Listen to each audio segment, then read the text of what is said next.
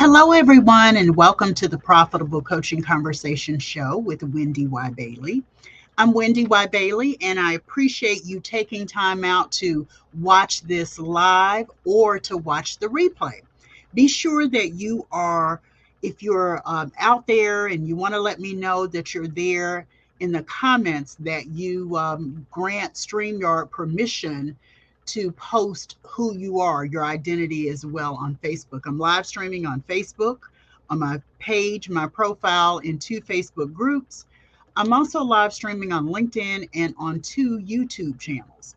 So I'm excited to bring this content to you today. Hello and welcome. I see people are popping on. Today is really a topic that I'm excited about because it really is about building integrity and trust. Hello, Miss Barbara. It's about building integrity and trust in your coaching business. You can't get to six figures or multiple six figures or seven figures if you're not trustworthy, if you don't have great integrity. So I'm going to be talking about that today. Let me do a little bit of housekeeping. Let me introduce myself to some of you. I'm Wendy Y. Bailey. I'm a 20 plus year veteran business and sales coach. I'm known as your income acceleration mentor. And I'm also the creator of the Certified Income Acceleration Coach program. I'm so excited about it. I'm going to be talking about it a lot over the coming weeks, but it is a program that really does encompass my body of work. I'll share more of that about that in the series to come. But I'm excited about that program because it's really going to help me even more so than I already have to equip coaches with the right tools to elevate. That's my word for 2023. To elevate, to accelerate, that's income, that's productivity, that's profitability.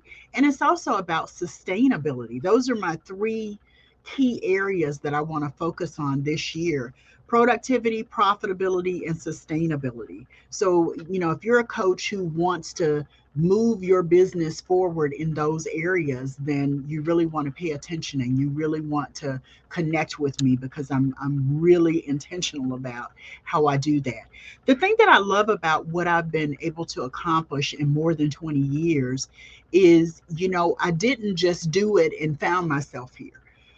Initially, I think in the first several years in my business, I was doing some things based on what saw as standards in the coaching industry.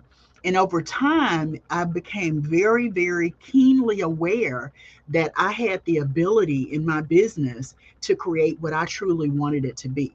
It didn't have to look like a standard business like what I had seen in the industry, that it was my business and it was my choices that would contribute to the growth, that will contribute to me being able to be here, create the sustainability that has brought me to almost 21 years later in my coaching business. So, what I've been thinking about sharing today as we talk about integrity and we talk about trust is really looking at it from that very intentional place, in that very intentional space.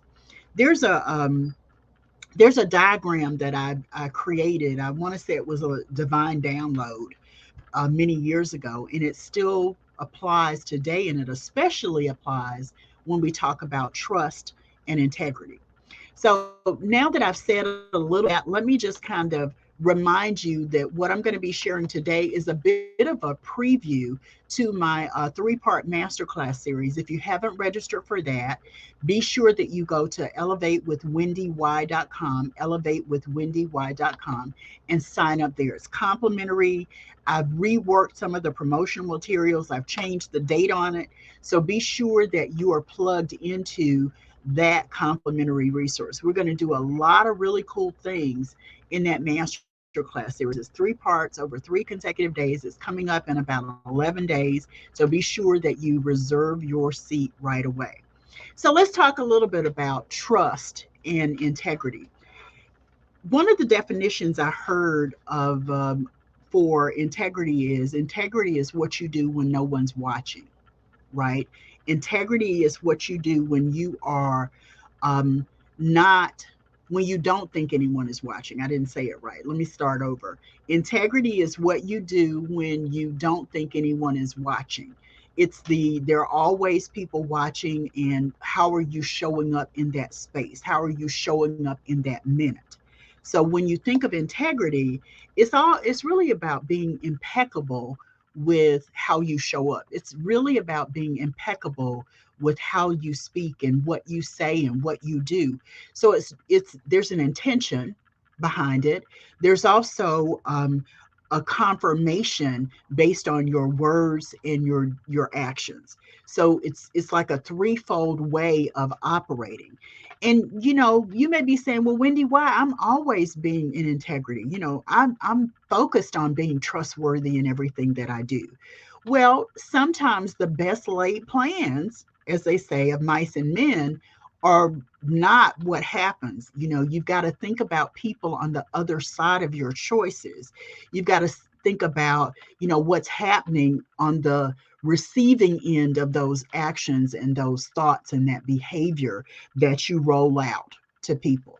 So integrity is what you do when you think no one is watching, but it's also recognizing that there's someone on the receiving end of everything you say and do, every action, every intention that you put out there. When it comes to working in a six-figure or multiple six-figure business, integrity means that you're anticipating what could potentially be misconstrued, and you're getting ahead of that before it happens. You're thinking, well, let me make sure that this is going to be the right thing for them. I remember I'm a big movie buff, so if you've been around me, I'm always, thinking of lines from movies and scenes from movies.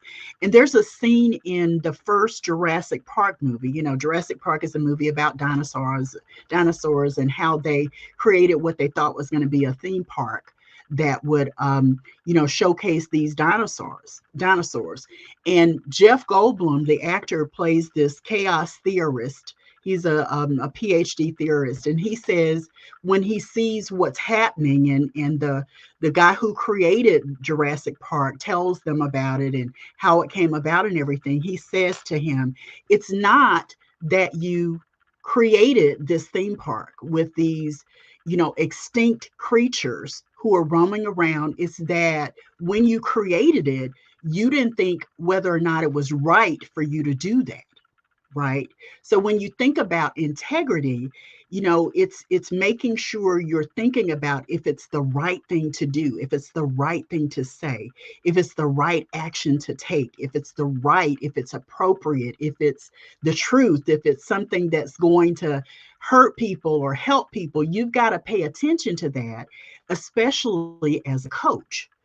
Integrity is you understanding that every action that you take, every thought that you have, every deed that you put out there, any kind of promotional materials you put into the marketplace, all of your brand, you're thinking of whether it's the right thing, if it's the good thing that's going to help your community, the communities you serve. You've got to think about and think through all of those to really stand in a place of integrity. Um, Don Miguel Ruiz wrote the book, The Four Agreements. And if you haven't read it, you need to read it. And one of the four agreements is be impeccable with your word. Be impeccable with your word. I love all four of the agreements, but that one especially, because it says that you're thinking and you're considering what you're doing and if it is the right thing to do. It says, when I say something, that's golden and people can count on it. There's scores and scores of movies and books where people say the only thing you've got is your word. And when people know and can trust your word, then they understand what trustworthiness means as it relates to you. They understand and believe, and they're bonded with you because they know they can trust what you say and how you say it, because you're impeccable with your word. Well, there's some other aspects of it I want to make sure I cover. The thing that he talks about, Don Miguel Ruiz talks about in the Four Agreements, about being impeccable with your word. It's important when you think about being impeccable. It's and I'm quoting here, the expression of your word is much more than just the expression of your words. It's not enough to say it. You've also got to live it. You've got to deliver it. It has to do with sentences and phrases you speak and you write. When you're writing copy, when you're communicating in emails to your clients, your potential clients, your tribe, you've got to make sure that your sentences and phrases that you speak and write represent the impeccability of your word. They represent the bond you're creating around trust. They represent your integrity in showing up in that place. Because what happens is it comes out as opinions and comments and thoughts in your head, or it could even make it into policy in some situations. It's always interesting when you see people who are celebrities. They're celebrities because they play basketball. They're celebrity or some other sport. They're celebrities because they're on the small screen or on the big screen. And it's always interesting to me when people come out and say, this is a job I do. It's never been my desire to be a role model. And what I want to say is, you know I always find that like crazy, because you don't get to decide, because you're in the public eye, that you're not a role model. You're a role model by default. And to me, the same is true for you standing out in your industry as a coach. When you're standing out, when you're stepping up, when you're putting stuff in the marketplace, you've got to make sure it is something that is impeccable, that it truly represents your word. You understand the magnitude of what you're bringing in the marketplace, in the space, in the world, and you honor it based on that, right? It's back to that comment that I made from the movie Jurassic Park.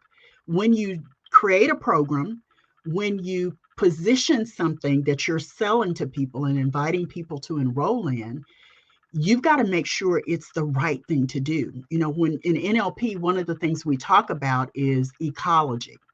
And that means that you're looking at whether what you're doing is good for the planet, it's good for the world, it's good for the people that you want to consume it.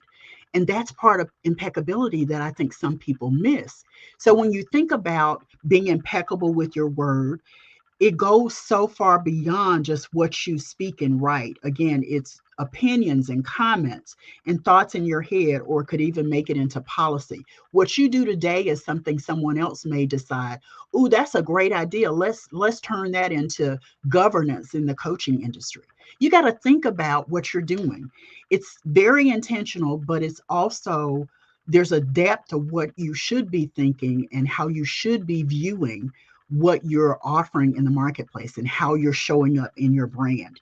The other part about impeccability, it's looking at multiple types of expressions that you have, whether you are sharing emotions, attitude, actions, what you refrain from. So having some standard of excellence, some professional ethics around lines you will not cross, what you express your faith in. There's so much that goes into your word and your integrity and the impeccability of your word and how you show it in what you do in the coaching industry, in any industry. But I want to focus on the coaching industry specifics. I talked about creating an experience for yourself and others. When you're aware of how others are consuming your experience, the experience that you've curated for them, it means that you're paying attention to how they respond. And I don't know if you've ever done this. There have been programs that I put into the marketplace, and I thought, oh, this is really a great program. They're going to love this program. This is going to help so many people. And then as people started to kind of tap into it, I realized that it was good for me, but I hadn't anticipated the response of my program in the marketplace. So, what I'm saying to you is, when you're impeccable with your word and when you're focused on integrity and breeding and bonding and trust with people, you've got to make sure you have an insight, or at least an inkling, into how they're going to receive it, and if it's going to be something favorable, if it's going to be something that is positive, if it's going to be something that honors them and champions them. so that you're building aspects of that into what you do. It's terrible, and I'm just going to be hard and fast when I say this. It's never okay to create content that doesn't help people, that hurts people in some way, that unfortunately, and I'm not talking about inclusion or exclusion. I'm not talking about that. I'm talking about just by the content and how it lands with people. If you're not taking care of the people that you are creating and building content for as you create it, it's not good content. I tell clients all the time that when you're creating content, you can't create it in a vacuum. You've got to create it understanding who your most ideal clients are very, very well. And when you can understand that, it makes a world of difference in how you create the content and how effective the content is and how successful you're going to be in enrolling people into your programs because of the caliber of content that you've created, because you focused and understood that it is when people look at your content, your programs, they want to know what's in it for them. They want to know if it's something that's going to solve a problem that they're facing. They want to know that you've considered all of the possibilities, and they want to know that they can trust you with what their problem is, and they can feel safe in the solutions that you have curated for them, right, in your program. That's integrity. That's impeccability with your word. That's how you build trust with people. Barbara says, yes, your word is very important. I work on this every day. Yeah, it's got to be a very intentional. You do it from a space of awareness, not blindly walking through your day in your business without thinking of other people. She also says, yes, so true. Something you might have thought it was helpful and it was really did not fit the problem solving for the client. Yes, yeah. You got to focus on the client. The client is the key thing. And think of the client as people who are part of your tribe, because people in your tribe, while they may not have hired you or engaged you as their coach, they're still looking at you. They're still paying attention to what you're offering. And based on how you present, they want to know with great clarity that you can deliver the goods, that you get them, that you understand their plight. And because you understand their plight, you've crafted something that's going to make a difference. So the communication isn't just with the people who pay you, it's with the people who see you on video, the people who are reading your social media posts, your blogs, the people who are listening to you on podcasts. Those are people who are looking at you to see if you got the goods to really support them, that impeccability is there for them, that you have integrity, that they can trust you. And you hear all the time, marketers say it's all about people getting to know, like, and trust you. Well, beyond that, it's also about making sure that that trust is real. It's not something manufactured. It's not something that you're just doing for the sake of image, right? You're creating something that's real, that is a trusted bond with the people that are listening to you and watching you and reading your books and your blog posts and watching your videos again and listening to you on podcast, and all the things that you're doing. People are paying attention to that, and that's a representation of your impeccability as well.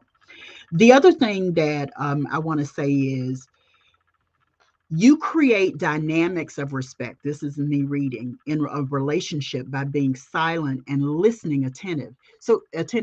So it's not about a one-way conversation. So impeccability and you standing in integrity and being trustworthy is a two-way adventure, right? It's a two-way communication.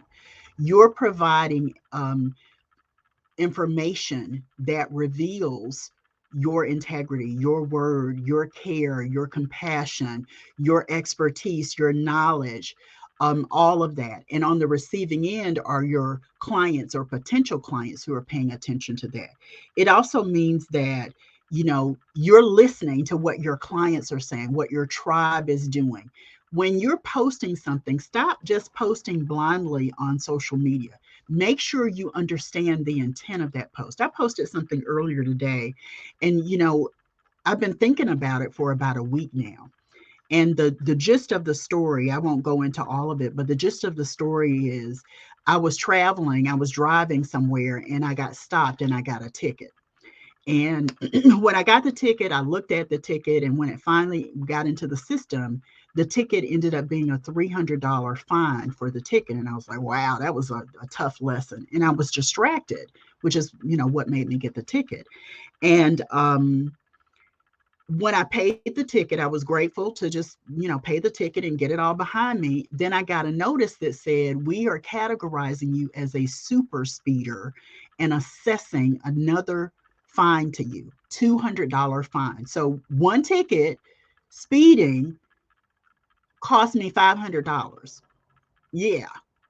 And the thought I had was, because I knew I got the ticket because I was distracted and I wasn't present to the fact that I was driving so fast because I was doing something else while I was driving. How many times do we do that in other areas of our lives?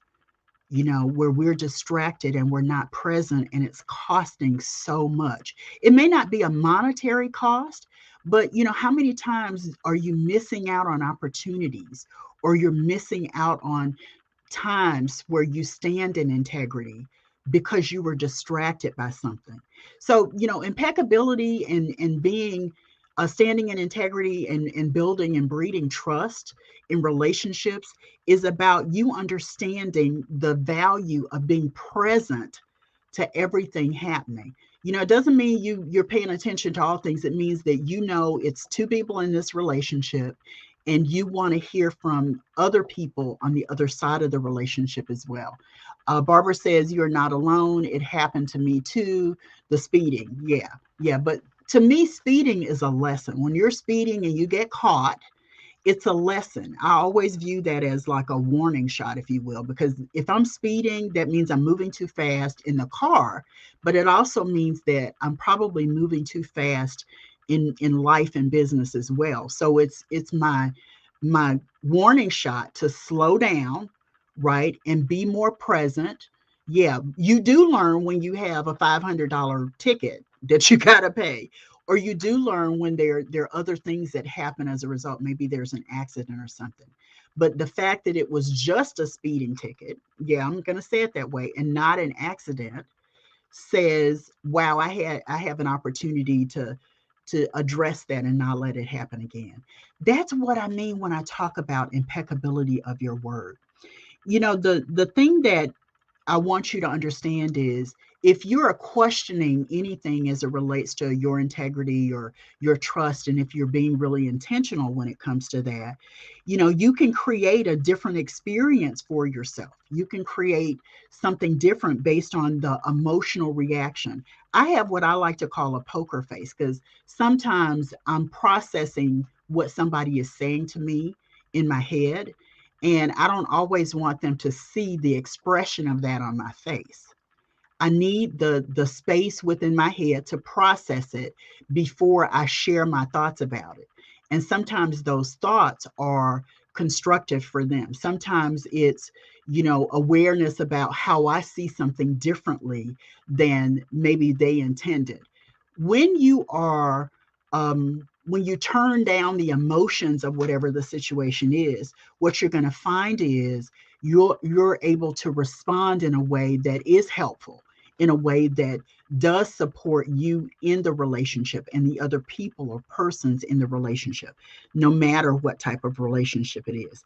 I told you guys that I was going to give you a little bit of a diagram, and it's a diagram that I've used for years, and it's a divine download. And what I want you to think about is, drawing a circle on your paper. And you can do it mentally, you don't have to write it down. But if you draw a circle and see that circle as like the bounds of what you really do control, what you're responsible for, and what you can manage, everything in the circle is your responsibility. Your ability to manage, your control is all inside the circle. So I always start by saying what goes inside the circle, and people start, throwing out answers. Let me give you your thoughts, your emotions, your actions, your reactions, your behaviors, your emotions. I think I said that before. Your choices, your choices, your choices, your choices. Bottom line, everything inside the circle you can control, and it's based on choice as to how you show up in that. Well, conversely, there are things outside the circle that you have no responsibility for, you have no control over. Um, and what's that? Other people's thoughts, other people's actions, other people's reactions, other people's emotions, other people's choices, other people's choices, other people's choices. Just like you have management of your choices, so do the people who are doing stuff outside the circle. But what I found is many times we are trying to move the needle on things that are outside the circle, right? Instead of really focusing on the areas where we have the greatest power, our own stuff. That's why emotional intelligence is so powerful for people, because it gives you an opportunity to see how people respond to things, but recognize your ability to respond in a way that honors the people that you're in relationship and conversation and communication with.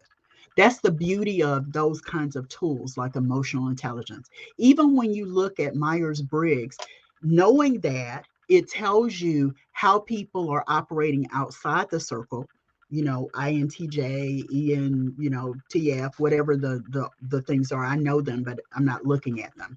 But it helps you to know how to respond to people because the communication is two-way. It helps you to know how to honor how people are showing up. Even when it comes to neurolinguistic programming, knowing what we call representational systems that people are operating from tells us how we can honor that representational system and communicate with them in a way that really speaks to them, that champions who they are. That's something we have control over. That's a choice that we can make, and that demonstrates the impeccability, the integrity in what we do and how we do it in our coaching businesses.